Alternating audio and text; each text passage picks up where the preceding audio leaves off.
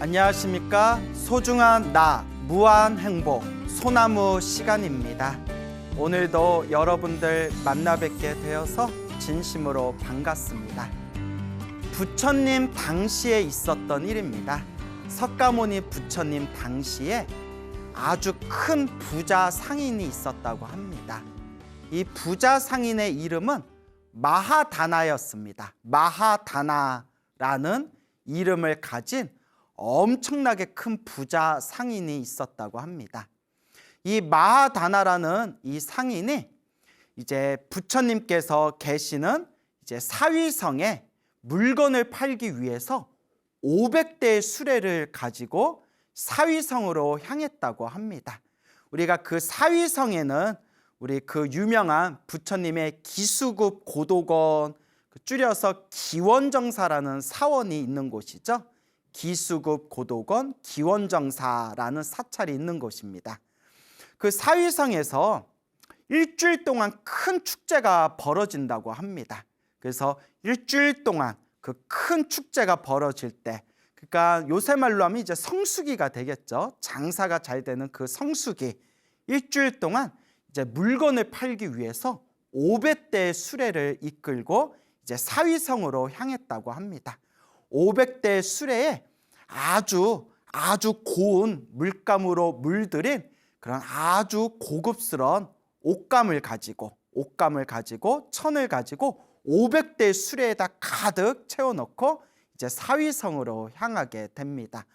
500대의 수레면 어마어마하게 그렇게 양이 많은 그런 물건이 되겠죠. 그래서 몇 날 며칠 동안 500대의 수레를 가지고 이제 사위성 코앞에까지 이르렀다고 합니다. 그래서 사위성 앞에서 이제 큰 강물 하나를 사이에 두고 이제 사위성 코앞에 다 왔는데, 이제 날이 이제 어둑어둑 저물었나 봅니다. 그래서 마하다나가 생각하기를 날이 저물고 있으니까 지금 강을 건너지 말고 오늘은 여기서 하룻밤 쉬고 우리 내일 아침 일찍 저 강물을 건너도록 하자라고 이제 사람들에게 이야기를 하고 하룻밤을 그 강 하나를 사이에 들고 거기서 이제 하룻밤을 지내게 됩니다. 그런데 밤사이에 엄청나게 이제 폭우가 내렸다고 합니다. 사방에서 엄청나게 비가 내리고 폭우가 쏟아지다 보니까 그냥 하룻밤 사이에 강물에 홍수가 나가지고 도저히 그 강물을 건널 수가 없는 상태였다고 합니다. 그 강물만 건너면 사위성에 다 도착하는 건데 하룻밤 사이에 그렇게 폭우가 내릴 줄 누가 알았겠습니까? 그래서 하루 기다리고 이틀 기다리고 사흘을 기다리면서 그 홍수가 난 강물에 물이 다 빠지기를 기다렸는데 일주일이 다 지나도 강물에 물이 빠지지를 않았다고 합니다. 결국은 일주일이 지나고 나서 사위성에 일주일 동안 벌어진 축제도 완전히 끝나버리게 됩니다. 그러니까 이 마하다나라는 이 상인이 엄청나게 이제 마음에 상심을 하게 됩니다. 먼 길을 와가지고 장사를 하려고 했는데 강물을 사이에 두고 갑자기 이렇게 비가 내려서 저 일주일 동안 축제가 다 끝날 때까지 강물을 건널 수 없게 될 줄 누가 알았겠는가라고 이렇게 상심을 하게 됩니다. 그래서 마하다나는 고민에 빠집니다. 이대로 집으로 돌아갈 것인가, 집으로 돌아갔다가 내년에 만약에 다시 온다면 그것도 너무나 지루한 일이고 또한 손해가 막심할 것이다. 그러니 차라리 사위성에 들어가서 사위성에서 오래 1년 동안 머무르고 그리고 내년에 축제가 되면 다시 그냥 물건을 파는 게 오히려 더 남는 장사겠다라고 이제 스스로 생각하게 됩니다. 그래서 마하다나라는 이 부자 상인이 일단 500대의 수레를 가지고 이제 사위성 안으로 들어가게 됩니다. 그리고 올해는 여기서 머무르고 내년에 다시 장사를 크게 시작해야 되겠다 하고 내년에 장사할 계획을 이제 머릿속에 차곡차곡 이제 머릿속에 계획을 짜 놓기 시작합니다.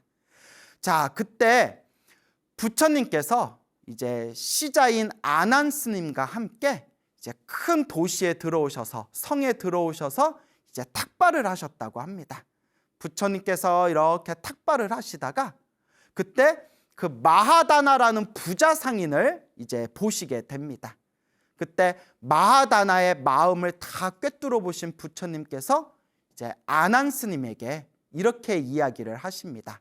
아난이여, 아난이여, 저 부자 상인이 보이는가?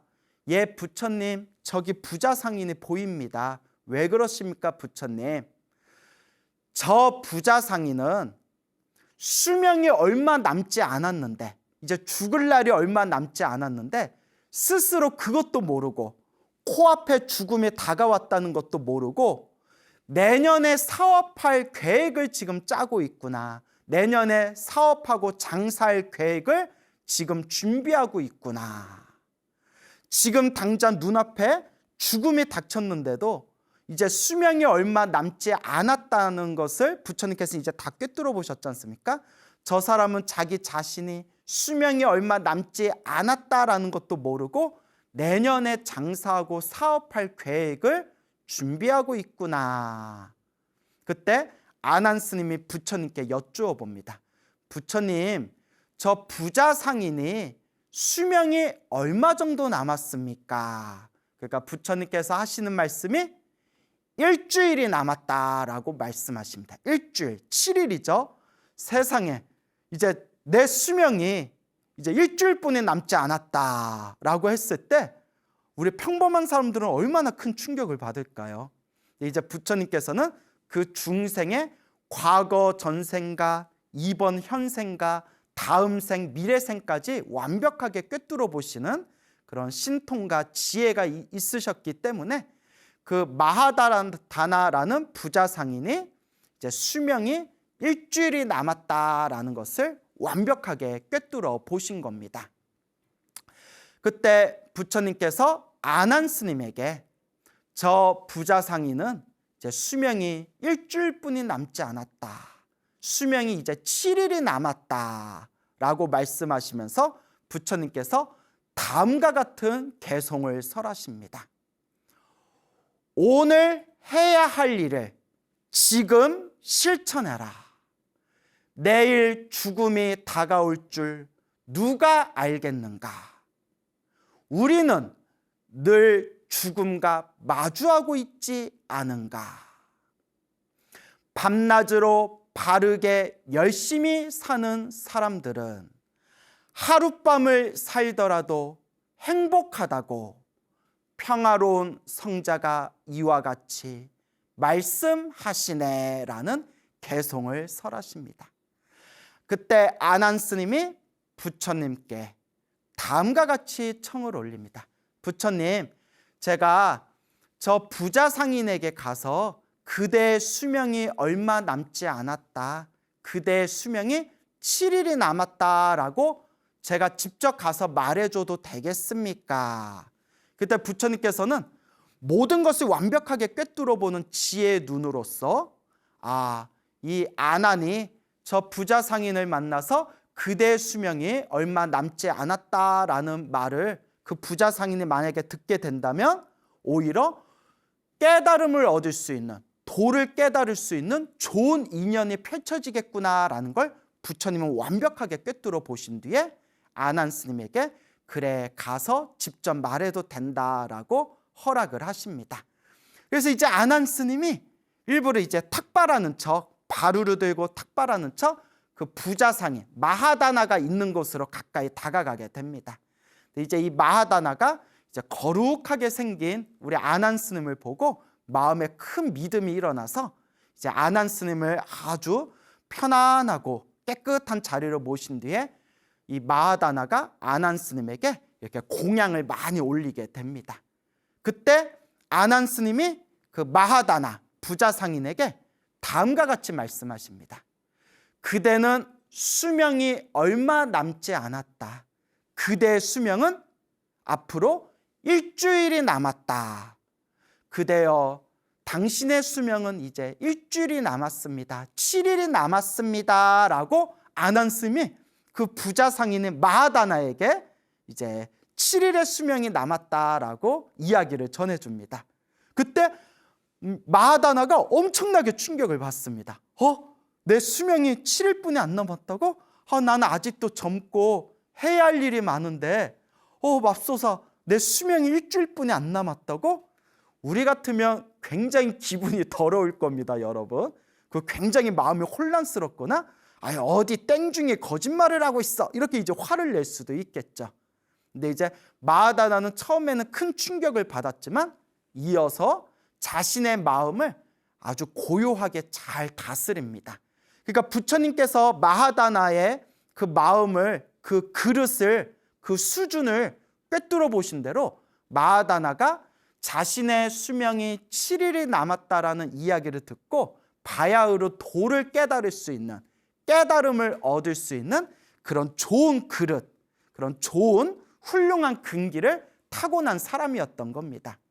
그래서 마하다나는 자신의 수명이 7일이 남았다라는 이야기를 듣고, 만약에 여러분들이라면 나의 수명이 7일이 남았다라는 이야기를 들었을 때, 내 수명이 일주일 남았다라는 이야기를 듣거나 내 수명이 7일이 남았다라는 걸 알게 되었을 때 여러분들은 무엇을 하시겠습니까?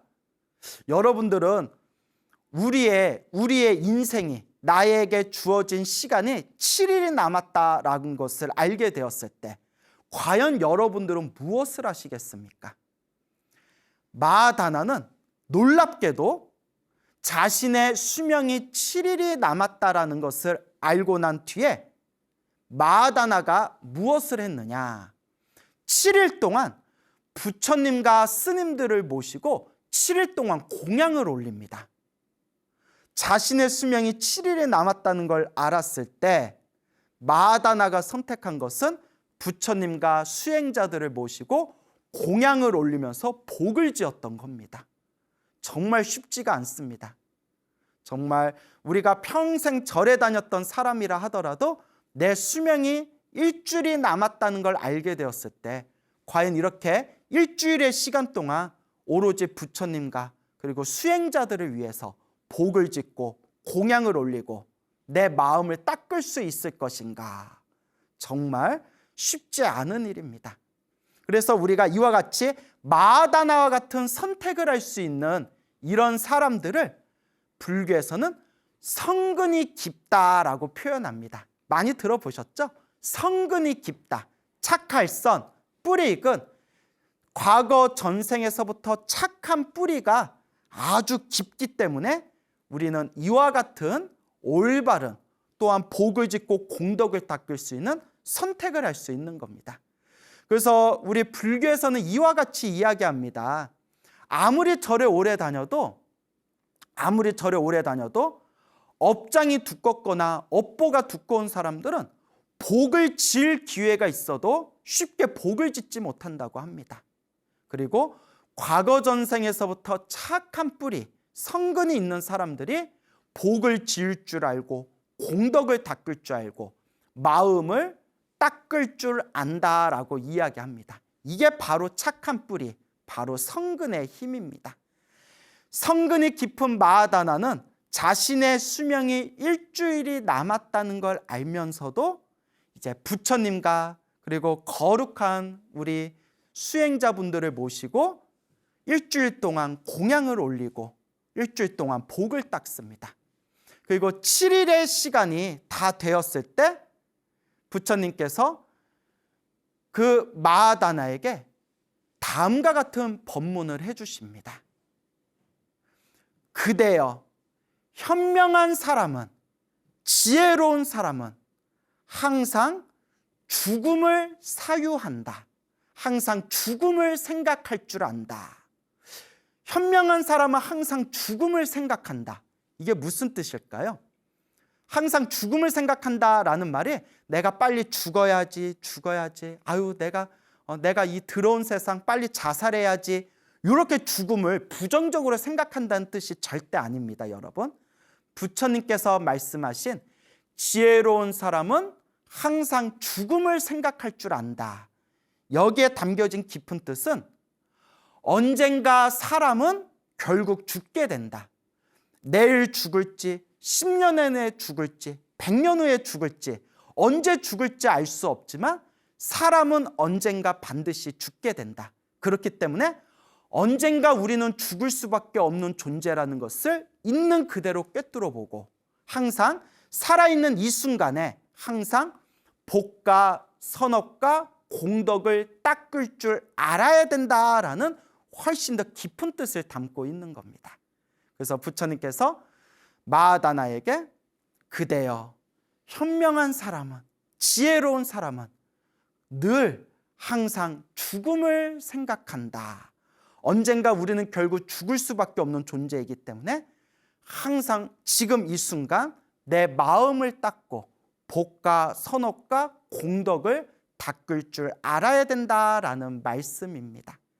그러면서 부처님께서 마하다나에게 다음과 같은 개송을 설하십니다. 여기에서 여름을 보내고 저기에서 겨울을 보내리라.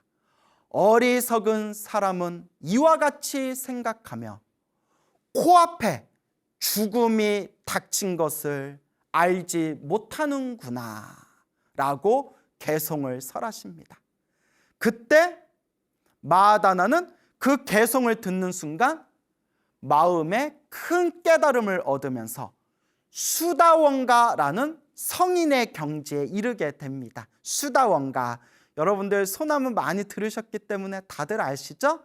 우리가 깨달음의 경지에 가는 데 있어서 모든 번뇌와 욕망이 사라진 거룩한 성자를 아라한이라고 합니다. 이 아라한의 경지에 이르는 4단계가 첫 번째 수다원, 두 번째 사다함, 세 번째 아나함, 마지막 네 번째 단계가 바로 아라한의 경지입니다.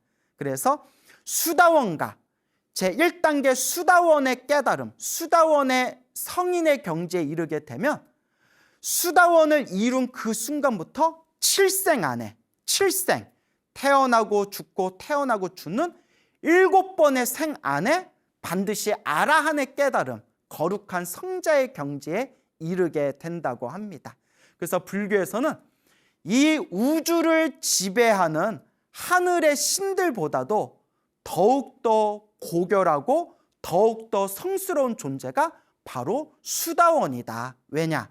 수다원의 깨달음을 얻으면 반드시 아라한의 깨달음을 얻을 수 있는 자격을 얻게 되기 때문이다라고 경전에서 이야기하고 있습니다. 그래서 수명이 일주일 남았던 마하다나가 부처님과 수행자분들께 공양을 올리고 마지막 7일째 되었을 때 그 부처님께서 사시공양을 받아 드시고 공양을 다 마친 뒤에 마하다나에게 이와 같은 가르침을 설하시고 그와 같은 가르침을 들은 마하다나는 마음에 큰 깨달음, 수다원이라는 성인의 경지에 이르게 됩니다.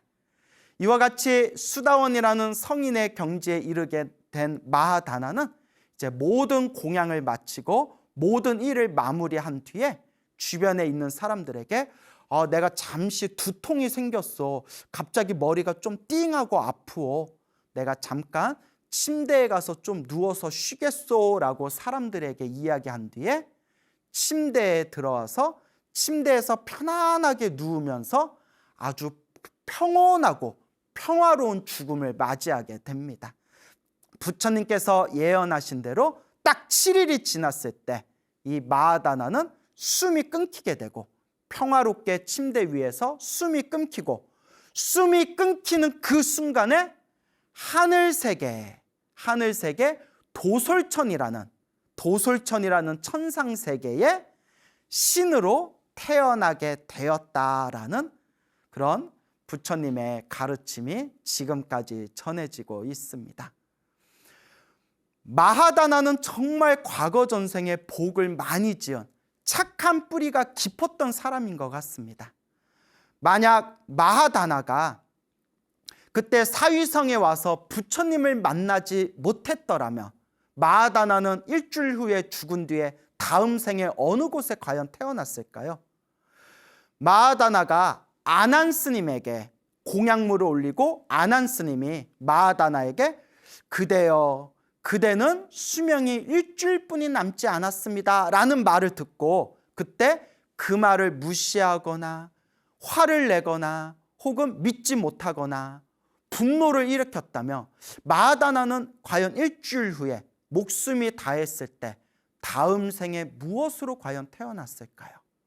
그리고 마하다나가 자신의 수명이 일주일이 남았다는 것을 스스로 믿고 인지하고 알게 되었을 때 그 일주일 동안 부처님과 수행자분들에게 공양을 올리지 않고 만약에 그 일주일 동안 남은 일주일 내 마음대로 살겠다라고 쾌락을 누리며 향락을 누리며 자신의 욕망의 삶을 일주일 동안 욕망으로서 욕심으로서 그 7일을 보냈다면 마하다나는 다음 생에 무엇으로 과연 태어났을까요?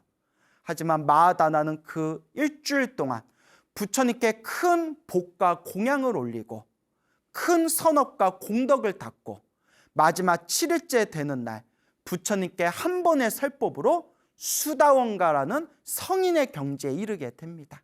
그리고 목숨이 다했을 때 평화로운 죽음을 맞이하면서 바로 숨이 끊기자마자 도솔천이라는 하늘 세상의 신으로 태어나게 됩니다.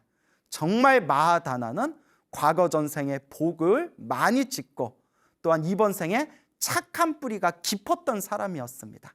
그리고 우리 부처님께서는 마하다나의 그 근기와 그릇과 수준을 완벽하게 꿰뚫어 보시고 마하다나가 남은 7일 동안 마음의 깨달음을 얻을 수 있도록 이와 같이 아름답고 좋은 인연을 맺어주셨던 것입니다.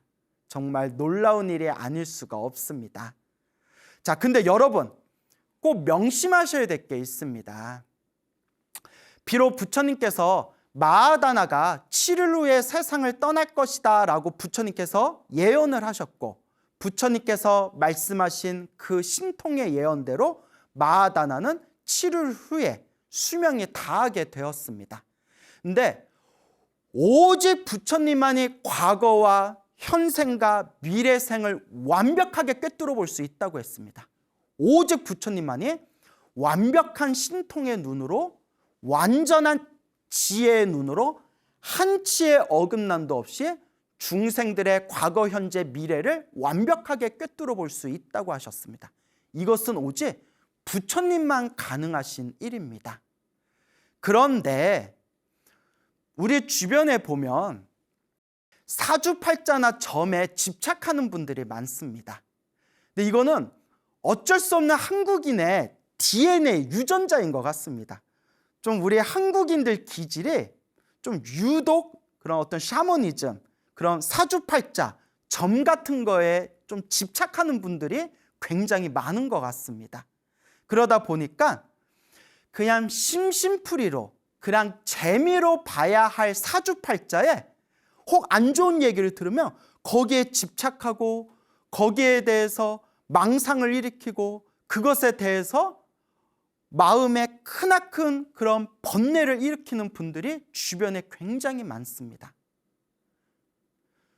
부처님께서 오죽하시면 2600년 전에 나의 제자들은, 비구들은 점을 치지 말아라, 사람들의 미래를 점쳐주지 말아라 라는 말씀까지 부처님께서 경전에서 간곡하게 권유하시면서 만약에 점치면서 살아가는 나의 제자가 있다면 그것은 나의 진정한 제자가 아니다라는 말씀까지 경전에서 여러 번 하셨을 정도입니다. 근데 우리 한국인들은 워낙 그런 사주팔자나 점에 대한 그런 어떤 욕구가 굉장히 강한 것 같고 심지어 절에 오래 다닌 불자님들조차도 그런 사주팔자나 점에 굉장히 집착하는 분들이 많다라는 것을 우리 주변에서 쉽게 발견할 수가 있습니다. 여러분, 만약에 심심풀이로 보는 거라면 그것은 뭐 제가 이러쿵저러쿵 뭐 말할 그런 문제가 아닙니다. 그냥 뭐 힐링하는 차원에서 얼마든지 재미삼아서 볼 수는 있습니다. 하지만 그 사주팔자니 점이라는 것에 집착하고 예언이라는 것에 집착하기 시작한다면 그것은 진정한 불자가 아니고 오히려 마음의 번뇌와 망상이라는 독을 스스로 일으키고 있는 것입니다.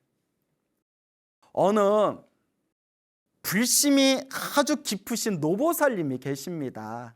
이 노보살님이 어디 이제 유명한 역술가를 만났는데 이 역술가가 당신 얼마 못 살아 라고 이야기를 했답니다. 얼마 못 살겠네 라고 이야기를 했답니다. 그 말이 가슴에 딱 꽂혀가지고 어떡하나 어떡하나. 그러니까 차라리 안 봤으면 마음이라도 편한데 그걸 왜 봐가지고 어떡해 나 얼마 못 산다는데 나 어떡해, 왜 스스로 번뇌의 독을 일으키냐는 것이죠. 그래서 물어봤답니다. 그러면 제가 어떻게 해야 됩니까? 제가 얼마 못 산다면 이걸 피해갈 방법이 있습니까? 그러면 항상 여기에는 큰 돈이 오고 갑니다. 아, 내가 비방이 있는데 이 비방대로 하면 당신의 수명이 늘어날 수 있어. 그러면서 엄청나게 큰 돈을 이제 제시를 합니다. 그러면 돈 없는 사람들은 죽으라는 소리입니까? 그 노보살님께 제가 질문을 했습니다. 보살님, 그 역술가를 만난 지가 오래됐습니까? 예, 좀 인연이 깊습니다. 좀 오랫동안 만난 사이입니다. 그러면 그 사람한테, 그 역술가한테 점을 많이 보셨을 텐데 100% 다 맞추던가요? 당연히 아니죠. 이 세상에 어떤 사람도 사람의 운명을 100% 맞출 수 있는 사람은 없습니다. 그래서 아까 제가 말씀드렸죠. 오직 완전한 지혜를 갖추신 중생들의 과거와 현재와 미래를 꿰뚫어 보시는 부처님만이 중생들의 삶을 완벽하게 꿰뚫어 보신다. 우리 같은 범부 중생들은 절대 사람의 운명을 100% 맞출 수가 없습니다. 그러니까 그 노보살님이 아유 틀리기도 많이 틀렸죠 라고 하더라고요. 그래서 제가 이렇게 말씀드렸습니다. 답이 나왔네요. 틀리기도 많이 틀린 역술가의 말에 왜 내가 오래 살지 못할 거라는 그런 점괘를 받고 나서 나 이제 오래 못 살 텐데 나 어떡하지라고 왜 집착하십니까? 평소에 많이 틀렸던 역술가라며 그것도 틀릴 확률이 높지 않습니까? 또 맞출 때는 용하게 맞춥니다. 그래서 제가 이렇게 말씀드렸죠. 맞출 때는 용하게 맞추고 틀릴 때도 오라지게 틀려버리고 결국 맞출 때도 있고 틀릴 때도 있다는 거 아닙니까? 근데 왜 자꾸 나쁜 쪽으로 그렇게 생각하십니까? 그러면서 여태껏 저를 헛다니셨습니다. 여태껏 부처님 가르침을 헛배우셨습니다. 부처님 경전에, 부처님 말씀에 분명히 부처님께서 우리 불자들에게 미래를 예언하지 말아라, 미래를 점치지 말아라 라고 누누이 말씀하시지 않습니까? 그 부처님께서 분명히 내가 주어진 내 앞에 펼쳐진 행복과 불행이, 좋은 인연과 나쁜 인연이 다 내가 지은 업일 뿐이다. 그러니 내가 지었던 과거 전생의 악업을 끊임없이 참회하고 미래 세상을 위해서 끊임없이 꾸준히 복과 선업을 지어라 라고 부처님께서 누누이 말씀하시지 않습니까? 근데 왜 이렇게 절에 오래 다니시고 기도도 많이 하신 우리 보살님께서 왜 얼토당토 않는 그런 말에 왜 그렇게 마음에 스트레스를 받고 마음으로 두려워하십니까? 살아도 그만, 죽어도 그만 부처님을 믿고 의지하면 되지 않겠습니까? 오직 기도하시고 공덕을 닦으시면 됩니다 라고 그렇게 말씀을 드렸습니다. 실제로 이와 관련된 이야기입니다. 예전에 어느 여성 불자님이 있었는데, 근데 우리가 좀 남자도 그런 경향이 있겠지만 유독 여자들이 좀 귀가 얇은 것 같아요. 왜냐하면 이렇게 그 점치러 다니는 사람들 보면 거의 다 여자지 않습니까? 그래서 좀 여자들이 귀가 얇은 게 좀 있는 것 같아요. 그 어느 여성 불자님이 아주 용하다는 그런 무당을 만났답니다. 또 이제 무당들은 또 신점을 보지 않습니까? 신기로 신점을 보거든요. 용하다는 이제 무당을 만났는데 무당이 대뜸 하는 얘기가 당신 얼마 못 살아 이러더랍니다. 왜 이렇게 말들을 무섭게 할까요? 너 얼마 못 살아, 당신 얼마 못 살아 이러더랍니다. 그래서 너무 무서워서 그럼 제가 어떻게 해야 되겠습니까 하니까 어마어마하게 큰 돈을 부르면서 큰 구슬하면 살 수가 있다 이렇게 이제 겁을 주더랍니다. 물론 여러분 우리 주변에 보면 무속인 분들 중에서도 정말 양심적이고 좋은 분들도 계시지만 또 이렇게 우리 언론이나 뉴스 보면 또 이제 무속인들이 막 사기쳤다 뭐 또 이런 내용도 많지 않습니까? 어쨌거나 뭐 사람들 입에서 용하다는 그런 무당분이 당신 얼마 못 살아, 큰 돈을 내면 구슬하게 되면 살 수 있어. 그래서 너무나 이제 무서워가지고 고민하다가 평생에 의지하던 큰 스님을 찾아갔답니다. 큰 스님한테 찾아가서 이제 자초지종을 다 설명하니까 큰 스님께서 보살님, 절에 다닌 지 보살님이 몇 년인데 아직도 그런 것에 휘둘립니까? 하면서 큰 스님이 살아도 그만, 죽어도 그만, 오직 염불하십시오. 오직 부처님만 의지하십시오. 라고 큰 스님께서 고함을 꽥 지르더랍니다. 그 말을 듣고 예 스님 말씀대로 한번 해보겠습니다 하고 그날부터 열심히 염불했대요. 오직 염불했는데 결과적으로 몇 년이 지난 지금 그냥 행복하게 잘 살고 계세요. 그냥 감기 한번 안 걸리고 잘 살고 계세요. 원래 죽을 운명이었는데 염불을 열심히 해서 운명이 바뀐 거였을까요? 아니면 그 용하다는 무당이 뻥을 친 거였을까요? 뭐 부처님만 아실 일이죠. 다만 중요한 것은 우리 불자는 부처님을 믿고 불보살님의 가피와 광명을 믿고 의지하면 됩니다. 부처님을 믿지 않고서 어떻게 불자를 할 수 있겠습니까? 좋은 일이 생겨도 그만, 나쁜 일이 생겨도 그만. 이와 같이 부처님을 믿고 의지했을 때 부처님의 찬란한 가피광명이 우리 불자들과 함께하는 겁니다. 제가 아주 재미난 이야기 하나 들려드리겠습니다. 몇 년 전에, 오래전에 세상을 떠나신 우리 한국불교의 큰 스님이십니다. 큰 스님이신데 이제 인터넷 검색해 보면 나오는 아주 그런 한국불교의 큰 족적을 남기신 큰 스님이신데 그분의 개인적인 일화입니다. 근데 이제 그 큰 스님의 제자 되는 상자 스님에게 제가 직접 차 마시면서 그 상자 스님께서 직접 몇 년 전에 저에게 해주신 이야기인데 그 큰 스님의 개인 프라이버시고 그러니까 제가 그 큰 스님이 누군지는 제가 본명을 밝히지는 않겠습니다. 다만 이제 인터넷 검색하면 나오는 그런 한국불교의 큰 획을 그으신 그런 우리 대한불교 조계종의 어른 스님이셨습니다. 그 큰 스님께서 이제 젊었을 적에 이제 참선 수행을 열심히 하셨던 분인데 이제 참선 수행을 이제 한참 열심히 할 때 그 스님을 시봉하던 여자 신도가 있었습니다. 여신도가 있었는데 이제 스님이 필요하면 이렇게 뭐 쌀도 올리고 뭐 의약품도 올리고 옷도 올리고 그렇게 그 스님을 스승처럼 섬기는 그런 이제 신도분이 있었습니다. 근데 지금도 그렇지만 지금 불자들도 좀 이렇게 점치는 거 좋아하지 않습니까? 근데 몇십 년 전에는 오죽했겠어요. 몇십 년 전에. 그래서 요 신도분이 머릿속에 잠깐 망상이 일어납니다. 망상. 그러니까 어떤 망상이 일어나냐면 내가 모시는 이 스님이 나중에 큰 스님이 될 수 있을까? 큰 스님이 되실 만한 분일까? 이런 이제 망상이 일어납니다. 아니 큰 스님이 되든 안 돼도 무슨 상관입니까? 수행 열심히 하시는 스님 이렇게 시봉하고 이렇게 잘 모시면 되는 거지. 근데 이제 사람의 마음이 그렇게 조금 간사한 데가 있지 않습니까? 그래서 요 신도분께서 아주 용하다는 그 당시에 아주 용하다는 사람들 사이에서 소문이 자자한 역술가를 찾아갔답니다. 또 옛날에는 뭐 전화로 이렇게 예약하는 것도 없고 그냥 새벽 일찍 가면 뭐 하루 낮 하루 밤 동안 막 줄 서가지고 기다릴 때도 있고 그리고 막 몇 날 며칠 동안 대기를 할 때도 있을 정도로 그 옛날에는 그렇게 이제 점치는 게 되게 성황이었던 그런 시절이 있었나 봅니다. 겨우겨우 이제 아는 사람 인맥을 통해 가지고 그 용하다는 이제 역술가를 만나게 됩니다.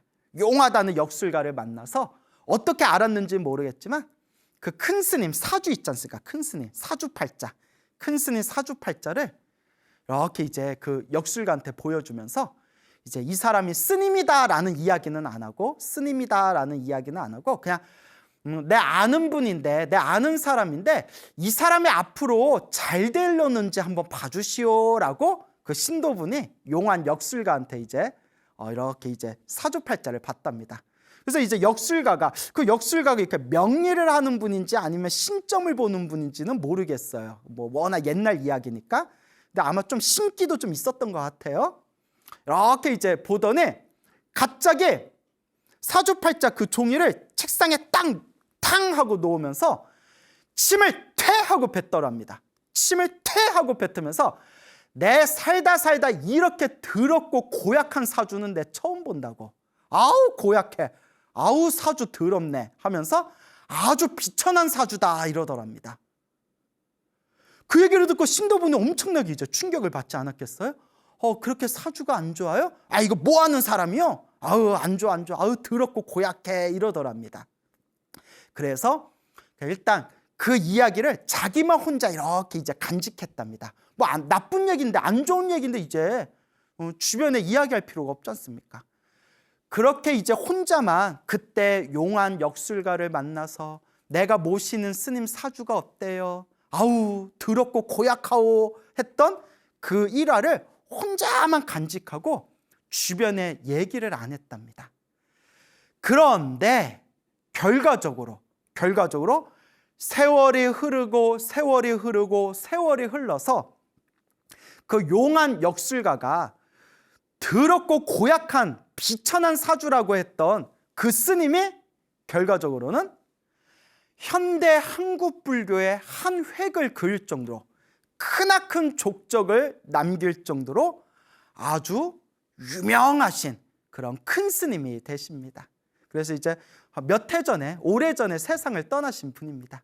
그래서 나중에 세월이 한참 흐른 뒤에 그 여신도가 이제 노보살이 된 뒤에 그 상자 스님들께 사실은 옛날에 이랬던 적이 있었다. 지금 같으면 절대 안 했을 텐데 그때 나도 어려가지고 한번 호기심에 한번 그랬는데 그때 저렇게 사주팔자가 나쁘다고 그랬는데 아유 우리 큰 스님이 저렇게 훌륭한 큰 스님 되셨으니 너무 기쁘다라는 이야기를 친하게 지내던 상자 스님들께 이야기를 해가지고 그래서 이 이야기가 지금 알려지게 된 겁니다.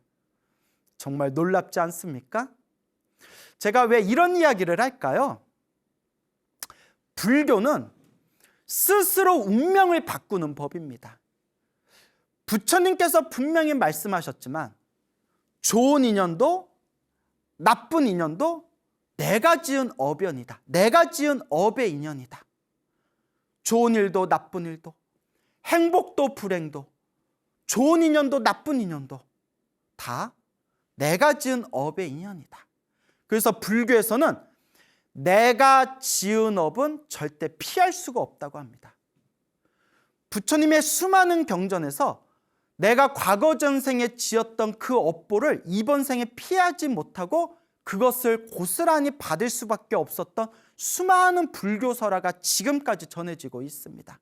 그리고 그런 수많은 이야기를 제가 소나무를 통해서 여러분들에게 자주자주 말씀을 드렸을 겁니다. 내가 지은 깊은 업은 절대 피할 수가 없습니다.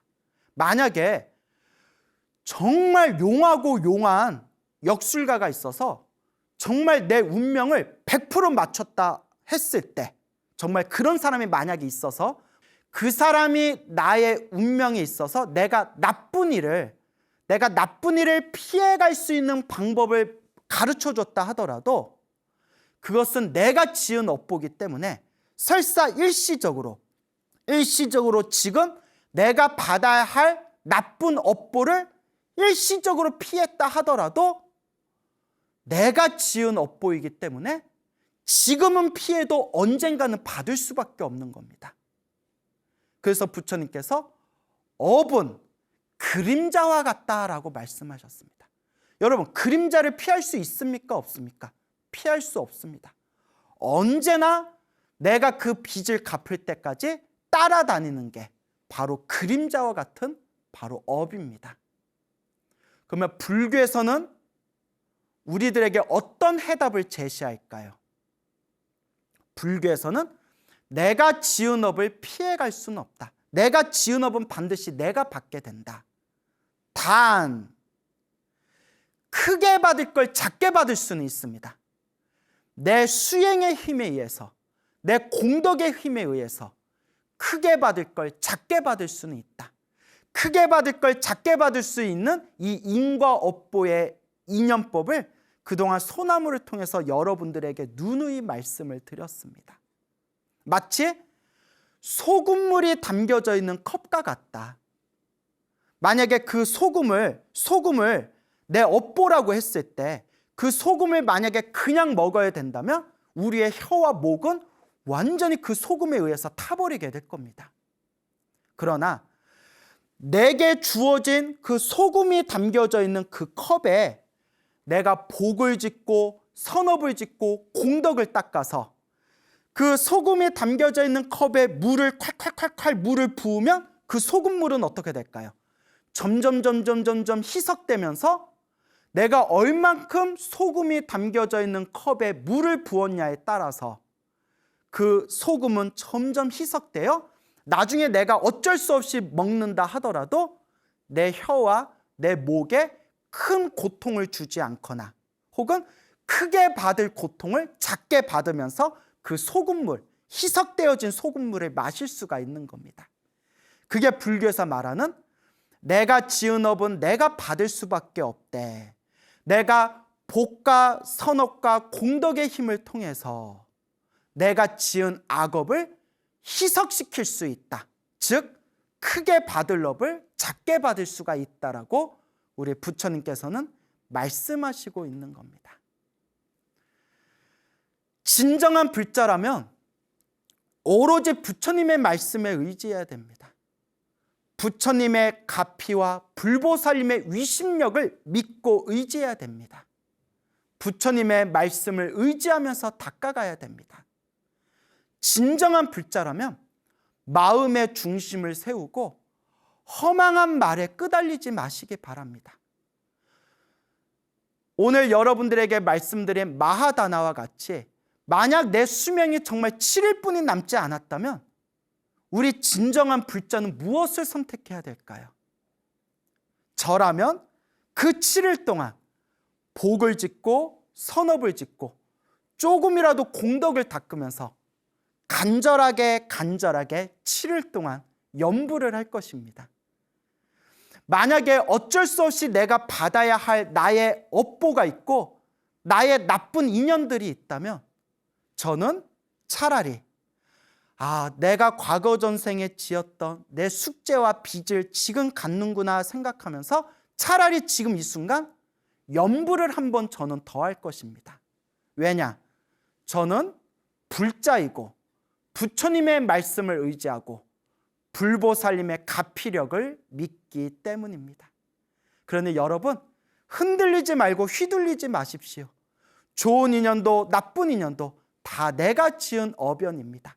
열심히 공덕을 닦고 기도했는데도 나쁜 일이 생긴다면 내가 크게 받을 업을 작게 받고 있는 업장소멸의 과정입니다. 진정한 불자라면 우리 소나무 시청자 여러분, 나의 운명을 스스로 바꿀 수 있는 공덕을 닦는 불자의 길을 뚜벅뚜벅 걸어 나가시기 바랍니다. 여러분, 행복해지고 싶습니까? 행복한 삶을 창조하고 싶습니까? 복을 지으십시오. 선업을 지으십시오. 공덕을 쌓으십시오. 복과 선업과 공덕의 힘이 여러분들을 진정한 행복의 길로 이끌어 줄 것입니다. 여러분, 성불하십시오.